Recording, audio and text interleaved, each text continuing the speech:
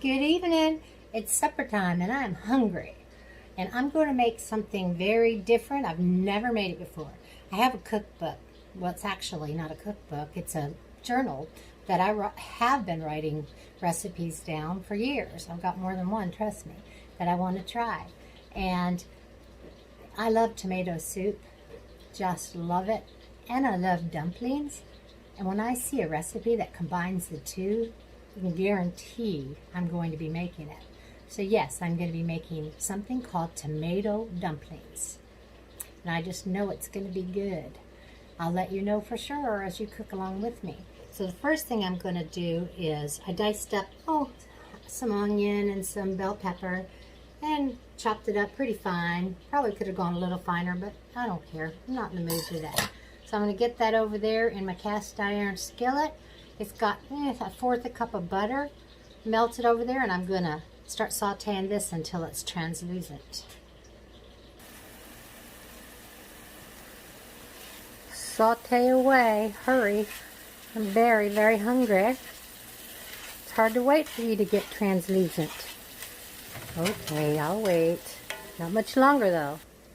Okay, I waited as long as I could, and they look pretty darn translucent to me. So the next thing we're going to do, according to this recipe that looks and sounds so good, is after they're tender, you add your bay leaf, 1 bay leaf. I tried adding 3 or 4 one time because I thought if 1 was good, 4 would be even better. Nope, I didn't like it. Won't do that again. And then we're going to add the tomatoes, which is, I've got 2 15-ounce cans of crushed tomatoes.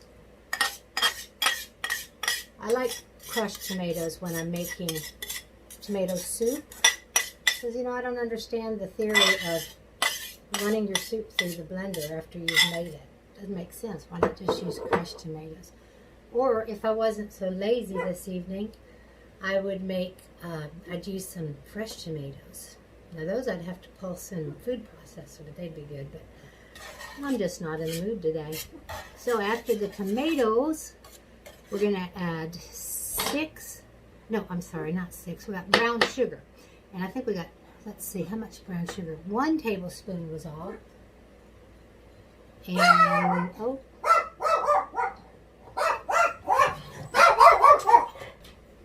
okay, continuing on, now that the mayhem has calmed down, next we're going to add a 1/2 teaspoon of basil.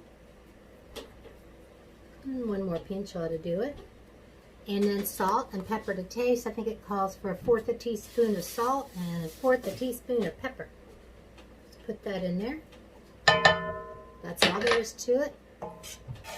Mix it together, and I'm going to pop it on the stove top. And I'm going to let it simmer while I'm making our dumplings. Oh yes, I love like chicken and dumplings. I love dumplings of any sort.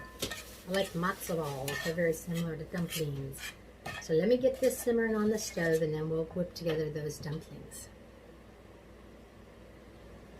Okay, now it's dumpling time. So what we've got here is 1 cup of all-purpose flour and 1½ teaspoons of baking powder. Get in there. And some salt. It calls for 1/2 teaspoon of salt.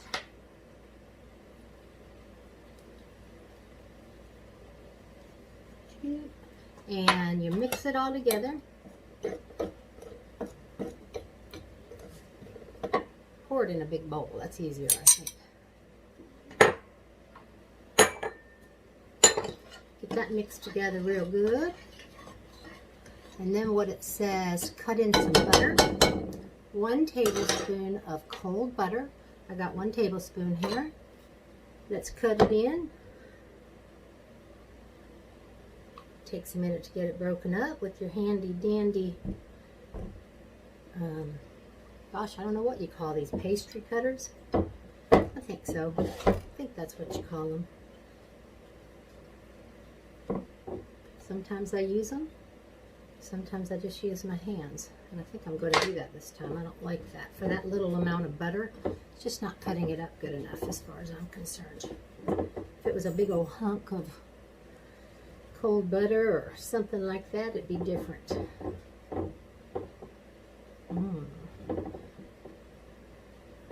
Like I said, I've never made their recipe before. I think I'd want a little more butter in mine. Just a little more. Wonder if I can turn the phone off with buttery fingers. Let me go get a little bit more butter. So I got another tablespoon. And if it works, which I'm sure it will, I'm going to cut it up here, of course, make it a little easier. I will write it down for you. It's just butter, Finn. It's my little chihuahua. He's my real BFF, always. Oh, this butter's cold. It's hard to smush up. The other one was a little softer. It was that Amish butter. This is Kerrygold butter.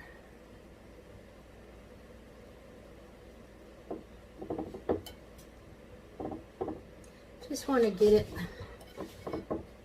smushed up so you don't have these big giant chunks.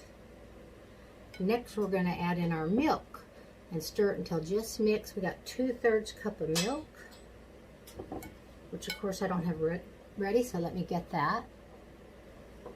Okay, got it.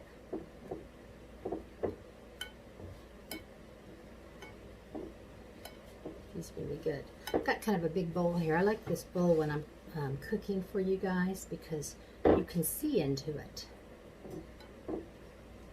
Normally I would use a little bit of a smaller bowl so I could make like a well in the center of my dough. Let's see, here we go. Not too good because it's a lot of milk. So now we're just gonna mix it until just mixed, it says. I'm hungry. I hope these are good. Oh yeah, they look like about right. They're a little bit watery, but I think they're supposed to be like that.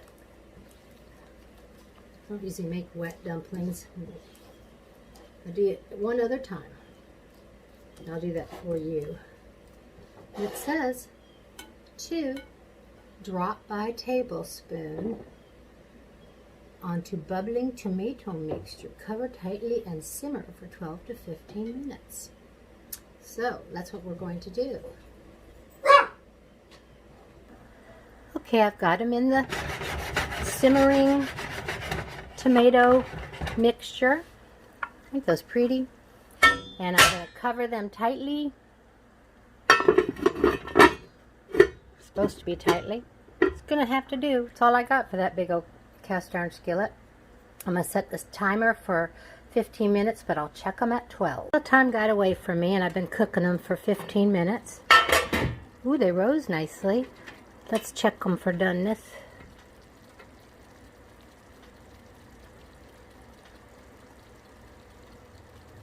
Nothing coming out. There's the 15-minute mark.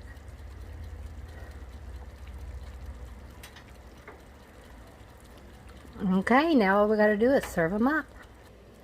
Okay, I've dished these up. I hope they're as good as they sound. I thought I'd sprinkle mine with some green onion tops, because you know I love my green onions. You can probably use parsley. And you can also put parsley right in the dumplings. Let's give these a try. Please be good. Be as good as you sound.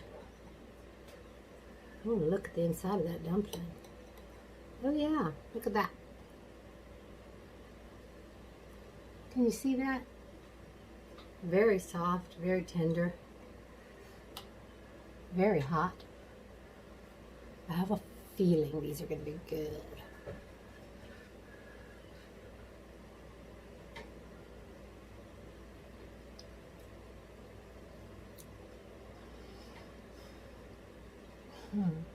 Oh wow, even better than I thought.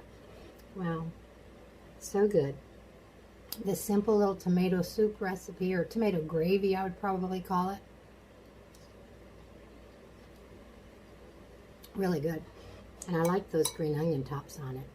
It gives it a really good, nice, fresh flavor, which I love. And these dumplings are as tender as can be.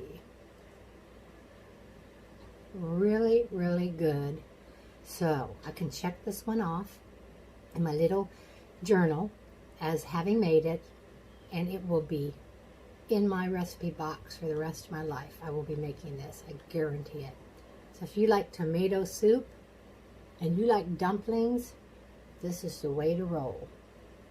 Alrighty, have a great, great supper yourself, and I'll be cooking with you again soon.